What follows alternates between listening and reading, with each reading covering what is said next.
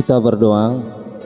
Tuhan Allah Bapa kami yang di surga, yang kami muliakan dalam Kristus Yesus, kami akan mendengar firman-Mu pada saat ini. Biarlah kuasa Roh Kudus-Mu yang akan memenuhi hati dan pikiran kami, sehingga firman-Mu dapat kami lakukan dalam hidup kami. Dalam nama Kristus Yesus kami telah berdoa.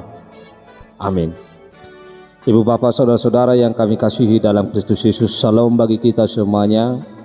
Marilah kita mendengar firman Tuhan, khotbah epistel untuk tanggal 28 Agustus tahun 2022, atau khotbah pada ibadah keluarga atau ibadah kebaktian sektor, yang tertulis dalam kitab Yeremia pasal 2 ayat 4 sampai ayat 13. Demikian firman Tuhan.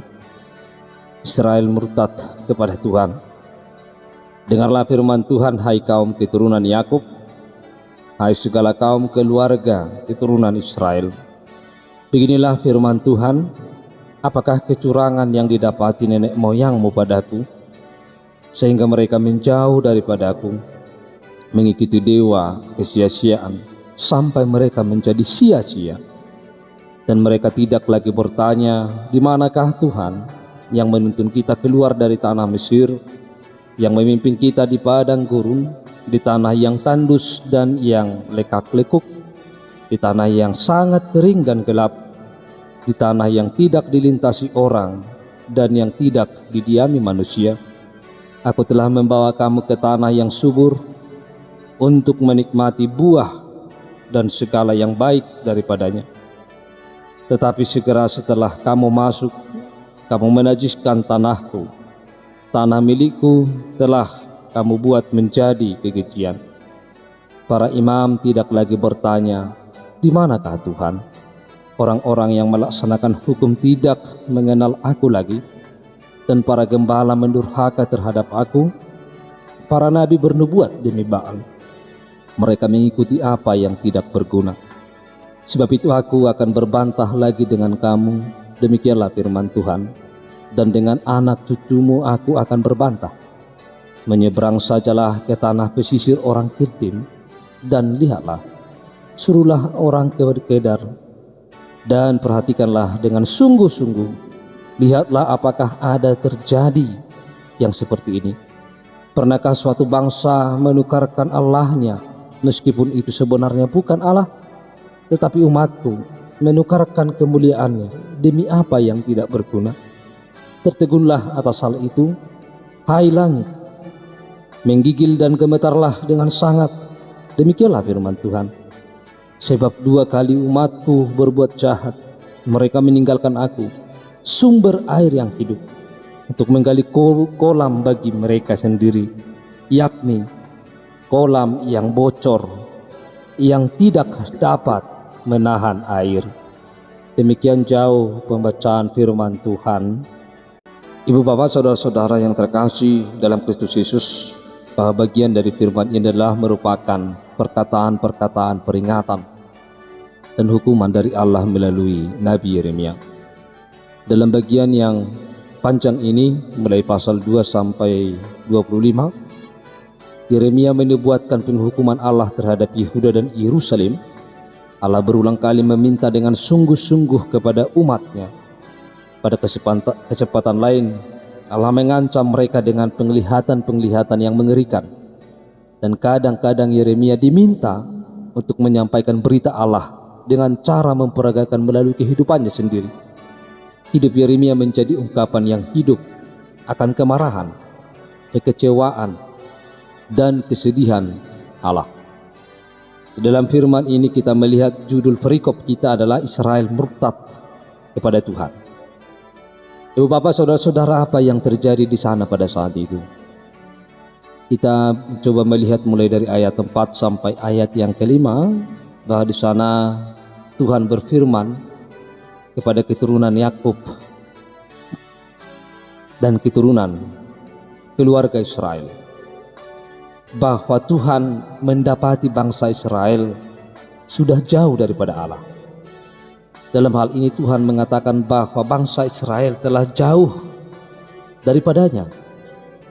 Israel telah berbalik dari Tuhan sekalipun bahwa Tuhan tetap setia kepada mereka. Semua orang percaya diperhadapkan dengan pencobaan yang sama, yaitu melupakan kebaikan dan penebusan Allah, sementara menuruti keinginan mereka sendiri dan kenikmatan berdosa dari dunia ini. Inilah yang sedang terjadi bagi bangsa Israel pada saat itu, bahwa mereka menjauh dan lupa akan segala kebaikan Tuhan di dalam kehidupan mereka. Mereka melakukan kesia-siaan, mereka melakukan yang tidak berguna, mereka mengikuti dewa kesia-siaan, yaitu dewa Baal yang tidak dikehendaki oleh Tuhan. Lalu yang kita lihat juga dalam nas ini adalah bahwa tidak ada lagi yang bertanya, baik masyarakat ataupun para imam, dengan mengatakan di manakah Tuhan. Dalam hal ini masyarakat dan imam kita lihat tidak ada lagi pertanyaan di manakah Tuhan. Mereka tidak memerlukan lagi Tuhan, seolah-olah bahwa hidup mereka tidak lagi bersumber dan berdasar kepada Tuhan. Para imam sudah demikian tidak peka terhadap kehadiran dan kuasa Allah, sehingga mereka tidak sadar bahwa mereka sudah meninggalkan Tuhan. Mereka tidak pernah bertanya mengapa kehadiran dan berkat Tuhan tidak ada lagi di Israel. Mengapa Allah tidak ada lagi kehadirannya bagi bangsa Israel pada saat itu. Para pemimpin rohani pada saat itu atau para imam tidak lagi mempertanyakan di manakah kehadiran Tuhan pada saat itu. Ibu bapak saudara-saudara, ini adalah hal yang sangat memprihatinkan bagi kehidupan umat Tuhan pada saat itu, bahwa mereka sudah sangat jauh daripada Tuhan, sehingga dalam pikiran mereka pun tidak ada lagi berpikir tentang kemahakuasaan Allah, tentang kehadiran Allah di dalam kehidupan mereka sehari-hari. Bapak ibu saudara-saudara, para pemimpin rohani juga masa kini harus sangat prihatin ketika kehadiran Allah dan manifestasi Roh Kudus tidak tampak lagi di dalam kehidupan umatnya, di dalam kehidupan kita sehari-hari. Bapak ibu saudara-saudara, bahwa tanpa kehadiran Tuhan, tanpa adanya Tuhan di tengah-tengah persekutuan, tanpa adanya kekuasaan Allah di tengah-tengah persekutuan di dalam jemaat, bahwa semuanya itu adalah tidak berguna. Bapak ibu saudara-saudara, lalu yang selanjutnya di ayat 8 kita melihat orang-orang yang melaksanakan hukum tidak lagi mengenal Allah.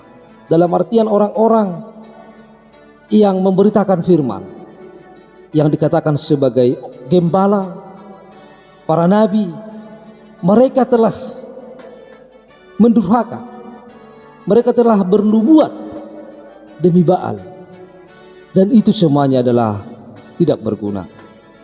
Para nabi seharusnya diharapkan untuk mengarahkan umatnya itu kembali kepada firman Allah dan meminta mereka bertobat.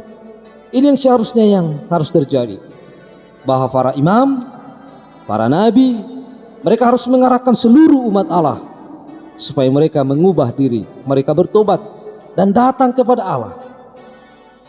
Mereka seharusnya memberitakan firman Allah saja, namun banyak nabi di Yehuda begitu murtad sehingga mereka bernubuat dengan kuasa setan dan kuasa berhala.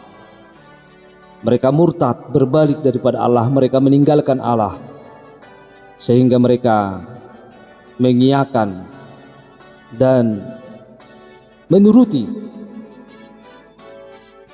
setan dan menuruti kuasa-kuasa setan di tengah-tengah dunia. Ibu bapak saudara-saudara yang terkasih dalam Kristus Yesus, bahwa ini adalah juga sangat memprihatinkan pada saat itu. Karena seharusnya bahwa pemimpin rohani, seharusnya para nabi, para imam yang melayani Tuhan pada saat itu, seharusnya bahwa mereka harus menyembah Allah. Tetapi ini justru terbaliknya, bahwa mereka tidak menyembah Allah. Mereka berbalik dari Allah, mereka berbuat jahat. Bahkan di dalam firman ini dikatakan tadi dalam ayat 13, Sebab 2 kali umatku berbuat jahat. Mereka meninggalkan aku, sumber air hidup, untuk menggali kolam bagi mereka sendiri, yakni kolam yang bocor, yang tidak dapat menahan air. Bapak Ibu Saudara-saudara, bahwa Tuhan adalah sumber air kehidupan, bahwa Tuhan adalah yang harus diikuti, karena Dia adalah sumber segala kehidupan kita, sumber segala kelimpahan. Tetapi bangsa Israel menolak untuk mengikuti Tuhan. Bahwa bangsa Israel menolak untuk mengikuti Tuhan di dalam kehidupannya, tetapi mereka mengikut Baal dalam kehidupan.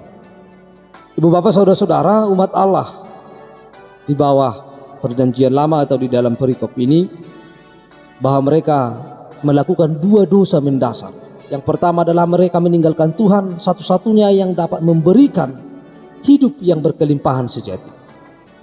Seharusnya mereka harus memohon, meminta, dan terus mengikut Tuhan di dalam kehidupannya. Tetapi justru sebaliknya yang terjadi, bahwa sumber kehidupan itu, sumber kelimpahan itu mereka tinggalkan dalam kehidupan.